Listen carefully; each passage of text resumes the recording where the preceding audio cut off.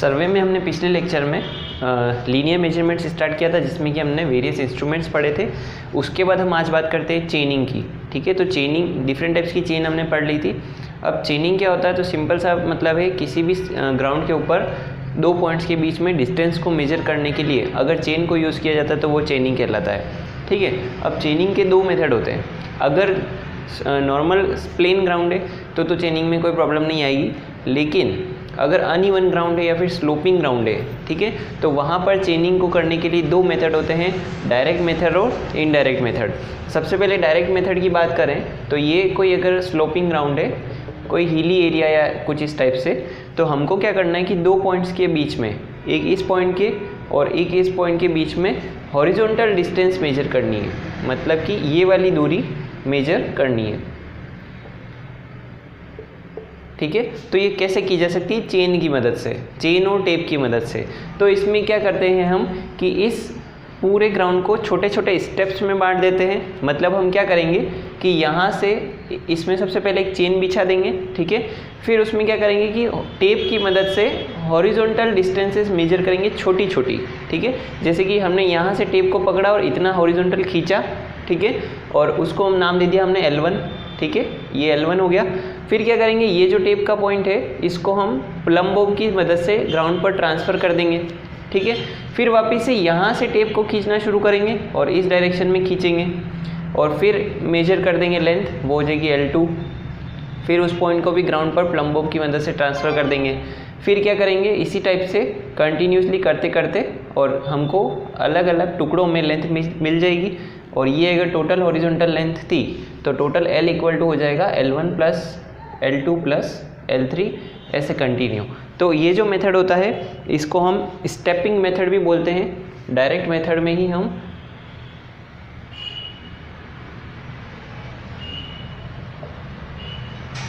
Stepping method भी इसको बोल सकते हैं। और इस मेथड को हमेशा डाउनहिल ही किया जाता है, डाउनहिल मेथड भी इसको बोल सकते हो। डाउनहिल का मतलब पहाड़ी से नीचे की ओर, हमेशा ये जो प्रोसेस होगा वो ऊपर से नीचे की ओर ही हम इसकी प्रोग्रेस होगी। इसके बाद हम बात करते हैं इनडायरेक्ट मेथड की। अब इस इनडायरेक्ट मेथड में क्या होता है कि डायरेक्टली हॉरिजॉन्टल डिस्टेंस नहीं मेजर करके एंगल्स और कुछ डिफरेंट मेजरमेंट लिए जाते हैं। तो इनडायरेक्ट मेथड में वापस से हमने दो क्लासिफिकेशन किए हुए हैं, या तो हम एंगल को मेजर कर लेंगे बाय एंगल मेजरमेंट, या फिर डिफरेंस इन लेवल को मेजर कर लेंगे, लेवल का डिफरेंस। तो सबसे पहले अगर एंगल मेजरमेंट की बात करें तो मान लीजिए ये हमारा एक स्लोपिंग ग्राउंड है, ठीक है, इसकी हमको टोटल हॉरिजॉन्टल डिस्टेंस इस पॉइंट से इस पॉइंट तक निकालनी है। तो हम क्या करेंगे इसमें कि इस पॉइंट से इस पॉइंट तक एक सीधी टेप को खींचेंगे। टेप को इस टाइप से इस पॉइंट से इस पॉइंट तक खींच दिया जाएगा और उसके बाद ये लेंथ टेप है क्योंकि, तो लेंथ तो मेजर हो जाएगी हमारी, L1 हो गई मान लो, ठीक है। और फिर हम क्या करेंगे कि एक इंस्ट्रूमेंट आता है क्लिनोमीटर, ठीक है। क्लिनोमीटर क्या होता है, किसी भी स्लोपिंग ग्राउंड का स्लोप फाइंड आउट करने के लिए एक छोटी सी डिवाइस होती है। तो उसके अंदर एक तरीके से एक डिग्री में ग्रेजुएशन होते हैं, मार्किंग्स होती है। तो वो क्लिनोमीटर का क्या काम होता है, किसी भी ग्राउंड का स्लोप नापने के लिए, कितना डिग्री स्लोप है वो नापने के लिए क्लिनोमीटर काम में आता है। तो हम क्या करेंगे, यहाँ पर से क्लिनोमीटर से देखेंगे तो क्लिनोमीटर की मदद से हम क्या करेंगे कि एक ऐसे हॉरिजॉन्टल लाइन आ जाएगी और हमको ये वाला इसका स्लोप जो है वो मिल जाएगा थीटा, ठीक है। फिर हम क्या करेंगे कि इस थीटा और इस L1 की मदद से जो है वो हॉरिजॉन्टल डिस्टेंस को मेजर कर सकते हैं। और उसके लिए हमको क्या करना पड़ेगा, यहाँ पर एक ट्रायंगल बन चुका है, तो यहाँ पर हमारे पास ये वाली लेंथ है और ये वाला एंगल है। तो ये वाली डिस्टेंस कितनी हो जाएगी, L1 कोस थीटा। और फिर उस टाइप से हम स्टेप बाय स्टेप जितनी भी लेंथ है उसको L1 cos theta, L2 cos theta 2, L3 cos theta 3, इस टाइप से जो है वो टोटल करके और उनका फाइनल हॉरिजॉन्टल डिस्टेंस निकाल सकते हैं। लेकिन यहाँ पर हम देख रहे हैं कि हॉरिजॉन्टल जो ग्राउंड है वो कुछ जो स्लोप ग्राउंड है वो कुछ अनइवन शेप में है। तो उस वजह से इस मेथड में एक टेप करेक्शन लगता है, टेप का करेक्शन। तो वो टेप करेक्शन का फॉर्मूला क्या होता है, वो टेप करेक्शन होता है L1 1 माइनस कोस थीटा। अगर ये थीटा 1 है तो यहाँ पर भी थीटा 1 आ जाएगा। तो टेप करेक्शन होता है एंगल मेजरमेंट के अंदर L1 1 माइनस कोस थीटा 1। अब इसके बाद बात करते हैं हम डिफरेंस इन लेवल मेजर्ड की। तो यहाँ पर हमको नाम से ही पता पड़ रहा है कि किसका मेजरमेंट लेना है, डिफरेंस इन लेवल का। तो हम क्या करेंगे कि ये हमारा ग्राउंड है, तो यहाँ पर एक तो हम क्या करेंगे कि यहाँ से यहाँ तक एक टेप खींच दिया जाएगा, इस पॉइंट से इस पॉइंट तक, ठीक है। उसकी लेंथ हम मेजर कर लेंगे L, और फिर हम क्या करेंगे कि यहाँ से इस पॉइंट से एक प्लम्बो गिराया जाएगा, और ये वाली जो है वो लेवल का डिफरेंस जो है वो भी हम मेजर कर लेंगे। इसको हम स्मॉल h अगर नाम दे देते हैं तो यहाँ पर हम पाइथागोरस प्रमेय की मदद से और ये वाली लेंथ को निकाल पाएंगे। ये लेंथ हो जाएगी √L² माइनस h², ठीक है। अब यहाँ पर भी करेक्शन लगेगा स्लोप का, स्लोप करेक्शन लगेगा इसमें। तो वो जो स्लोप करेक्शन होता है वो होता है h²/2L, इस टाइप से। अब हम बात करते हैं चेनिंग के अंदर आने वाले वेरियस एरर्स की। तो यहाँ पर हमारे पास एक फॉर्मूला है error due to incorrect chaining, मतलब कि हमने चेनिंग करने में अगर कोई गलती कर दी है, उसकी लेंथ को नापने में या लिंक्स को गिनने में कुछ भी, तो हमको वहाँ पर करेक्ट लेंथ निकालने का एक फॉर्मूला दिया हुआ है। ये शायद हमने पहले भी पढ़ा हुआ है। मेजर्ड लेंथ मतलब कि जो लेंथ हमने मेजर की है multiply by incorrect length upon standard length. ये फॉर्मूले से हम एरर को जो है वो हटा सकते हैं। अब यहाँ पर एरर के कुछ टाइप्स भी होते हैं, types of error in linear measurement. Linear measurement करते वक्त कौन कौन से एरर आ सकते हैं, तो मेनली 3 टाइप के एरर होते हैं, क्यूमुलेटिव एरर, कंपेंसेटिंग एरर और मिस्टेक्स। क्यूमुलेटिव एरर को ही सिस्टमेटिक एरर भी बोलते हैं और कंपेंसेटिंग एरर को ही एक्सीडेंटल एरर भी बोलते हैं। ये काफ़ी इंपॉर्टेंट टॉपिक है। क्यूमुलेटिव एरर जो होती है वो क्या होती है कि आगे से आगे हम जब सर्वे करते हैं तो वो आगे से आगे ऐड होती जाती है, बढ़ती जाती है। तो ये होता है यहाँ पर कि ये जो एरर होती है वो सेम डायरेक्शन में चलती है, ठीक है। और ये जो होते हैं इसके हमेशा सेम साइन ही होंगे, या तो वो प्लस में ही होगी या माइनस में ही चलेगी। तो ये पॉजिटिव या नेगेटिव दोनों में हो सकती है। लेकिन किसी भी सर्वे में, जैसे कोई एक सर्वे किया तो उसमें अगर क्यूमुलेटिव एरर जो है वो पॉजिटिव में है तो वो सभी जगह वो जो एरर होगी वो पॉजिटिव में ही चलेगी। और अगर हमने कोई दूसरा सर्वे किया उसमें अगर क्यूमुलेटिव एरर नेगेटिव में आ गई तो वो हर रीडिंग में वो एरर जो होगी वो नेगेटिव में ही रहेगी, ठीक है। फिर आता है कंपेंसेटिंग एरर, जिसको कि हम एक्सीडेंटल एरर भी बोलते हैं। मतलब कि ये जो एरर होती है वो पूरे सर्वे में नहीं आती, वो किसी एक पर्टिकुलर रीडिंग को लेने में गलती होने की वजह से आ सकती है। तो ये जो होती है वो किसी भी डायरेक्शन में इसका जो है वो मेजरमेंट हो सकता है। तो कंपेंसेटिंग एरर जो होती है वो किसी भी डायरेक्शन में होती है और क्यूमुलेटिव जो होती है वो सेम डायरेक्शन में चलती है, और ये भी जो है वो पॉजिटिव या नेगेटिव हो सकती है। फिर इसके बाद आती है मिस्टेक्स। मिस्टेक्स जो होती है वो इंस्ट्रूमेंटल मिस्टेक्स मतलब इंस्ट्रूमेंट के कारण नहीं होती है। इसमें जो आती है जैसे कि डिस्प्लेसमेंट ऑफ एरोस, यानी कि हमने कोई एरोस पहले लगाया वो थोड़ी देर बाद हिल गए। फिर आती है miss counting of chain length, chain की लेंथ को नापने में या गिनने में कोई मिस्टेक हो गई। मिस रीडिंग, किसी भी इंस्ट्रूमेंट की रीडिंग पढ़ने में हमने गलती कर दी। या फिर एरोनस बुकिंग, मतलब कि हमने टेबल जो जहाँ पर हम कलेक्ट करते हैं डेटा उस टेब्यूलेशन में कोई मिस्टेक कर दी, लिखने में गलती कर दी, तो वो सारी जनरल मिस्टेक्स में आती है, ठीक है। अब हम बात करते हैं क्यूमुलेटिव एरर्स कौन कौन सी होती है। तो इसके कुछ टाइप्स यहाँ पर लिखे हुए हैं। क्यूमुलेटिव एरर में आती है इनकरेक्ट लेंथ ऑफ टेप, मतलब कि अगर टेप की लेंथ सही नहीं है, वो ज़्यादा ही खींची हुई है या फिर काफ़ी पुरानी है, उस वजह से सिकुड़ गई है, तो उस वजह से जो एरर होगी वो क्यूमुलेटिव होगी। और ये जो एरर होती है पॉजिटिव और नेगेटिव दोनों में हो सकती है, ठीक है।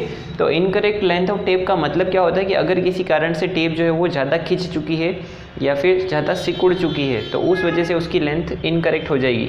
फॉर एग्जांपल यहाँ पर माने कि हमारे पास कोई एक दीवार है 10 मीटर लंबी, ठीक है। अब इस दीवार को हमको मेजर करना है इसकी लंबाई, तो हम यहाँ से टेप को खींचना चालू करेंगे, ठीक है। तो हमको जो लेंथ मिलेगी उसमें अगर जो टेप ज़्यादा खींच चुकी है तो उस वजह से जो हमको रीडिंग मिलेगी यहाँ पर वो थोड़ी कम मिलेगी। यहाँ पर हमको रीडिंग पढ़ने को मिलेगी 9.5 मीटर ही मान लीजिए। तो मतलब कि इसमें हमको जो लेंथ मिल रही है वो कम मिल रही है, एक्चुअल लेंथ से कम मिल रही है। तो मतलब कि जो एरर होगा वो नेगेटिव एरर कहलाएगा, ये वाला जो एरर कहलाएगा वो नेगेटिव एरर कहलाएगा। लेकिन हमको जो करेक्शन करना पड़ेगा वो उसका उल्टा करना पड़ेगा, ठीक है। तो ये याद रखना, एरर कौन सी हुई है, नेगेटिव एरर, लेकिन हमको करेक्शन उसका करना पड़ेगा पॉजिटिव में। उसी तरीके से अगर टेप जो है वो श्रिंक हो चुकी है, ठीक है, टेप जो है वो काफ़ी सिकुड़ चुकी है।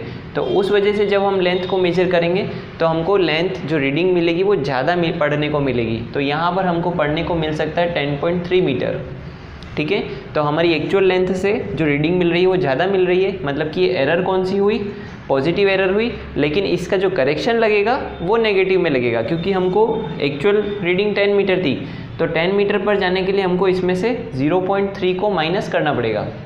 तो इसलिए ये जो एरर कहलाएगी वो पॉजिटिव होगी, लेकिन इसका जो करेक्शन होगा वो नेगेटिव में होगा। फिर आती है बेड रेंजिंग। बेड रेंजिंग हमेशा पॉजिटिव में होता है। टेप नॉट स्ट्रेच हॉरिजॉन्टली, मतलब कि टेप को सीधा खींच के नहीं रखा गया, तो उस वजह से टेप में सैगिंग आ गई।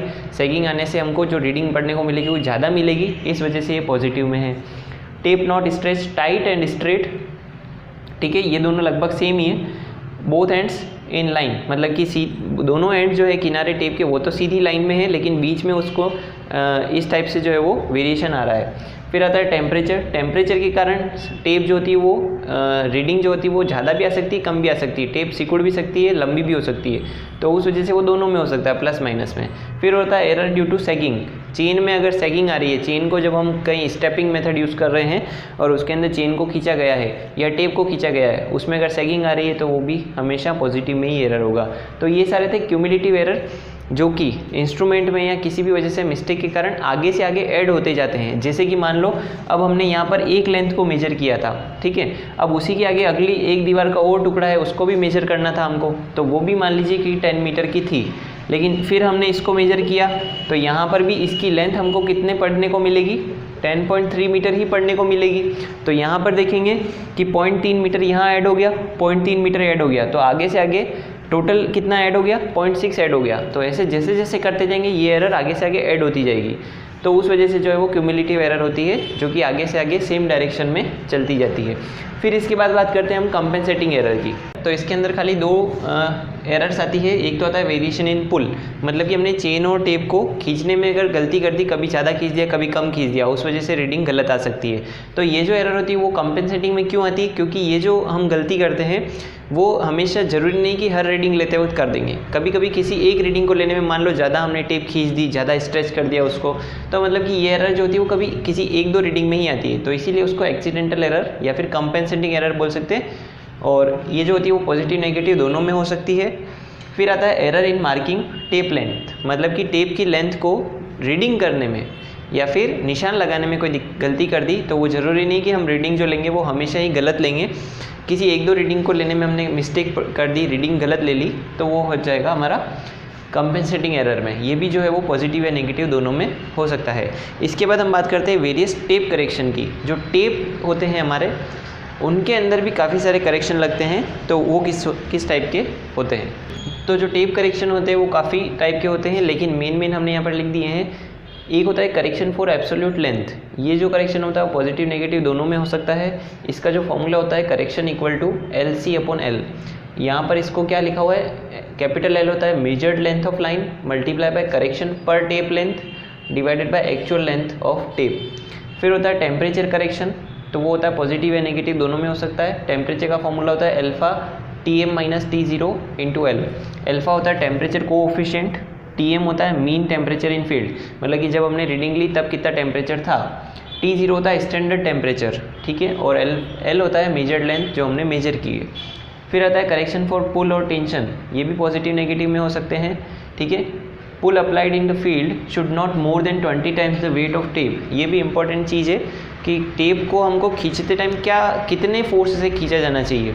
तो उसके ऊपर जो हम पुल लगा रहे हैं, मतलब खिंचाव लगा रहे हैं, वो उसके वजन से 20 गुना से ज़्यादा नहीं होना चाहिए, ये स्टैंडर्ड वैल्यू है। फिर आती है करेक्शन फॉर सैग, ये हमेशा नेगेटिव में होता है। और for slope and vertical alignment, ये भी एक टाइप का करेक्शन होता है। तो मेन जो होते हैं वो चारों करेक्शन होते हैं। अब यहाँ पर एक बात आती है कि इसमें हम कंफ्यूज हो जाते हैं कि करेक्शन फॉर सैग पॉजिटिव में, जैसे सैग का बात करें तो पॉजिटिव में कब होगा, नेगेटिव में कब हो, कभी हम इसी को पॉजिटिव बोल रहे हैं, कभी इसको नेगेटिव बोल रहे हैं, ठीक है। तो यहाँ पर दो वर्ड आते हैं। फॉर एग्जांपल मैं सैग की बात करता हूँ, बाकियों में भी वही चीज़ अप्लाई होगी। तो यहाँ पर अगर हम देखें तो दो वर्ड्स बन सकते हैं। एक बनता है एरर इन इनकरेक्ट सैगिंग या फिर एरर इन सैगिंग, ठीक है, और एक होता है करेक्शन इन सैग। ठीक है। तो मान लीजिए कभी टेप को हमने खींचा और उसके अंदर सैगिंग आ गई, मतलब कि उस वजह से जो हम मेजर करेंगे लेंथ, वो रीडिंग ज़्यादा बड़ी मिलेगी, मतलब कि स्टैंडर्ड वैल्यू से बड़ी वैल्यू मिलेगी, क्योंकि टेप जो होता है वो सैग हो रहा है। तो उस वजह से वो जो एरर होगी वो तो एरर होगी पॉजिटिव में, वो जो एरर कहलाएगी वो तो कहलाएगी पॉजिटिव में, लेकिन उसका जो करेक्शन लगेगा वो नेगेटिव में लगाना पड़ेगा, हमको माइनस करना पड़ेगा। तो उस वजह से जो है वो यहाँ पर हम बोल रहे हैं कि करेक्शन फॉर सैग जो है वो तो नेगेटिव में होगा, लेकिन सैग के कारण जो एरर होगी वो पॉजिटिव एरर कहलाएगी। तो यहाँ पर पॉजिटिव नेगेटिव का आपको ध्यान रखना है कि अगर एरर जिस साइन में है तो उसका जो करेक्शन होगा वो उसके अपोजिट साइन का होगा।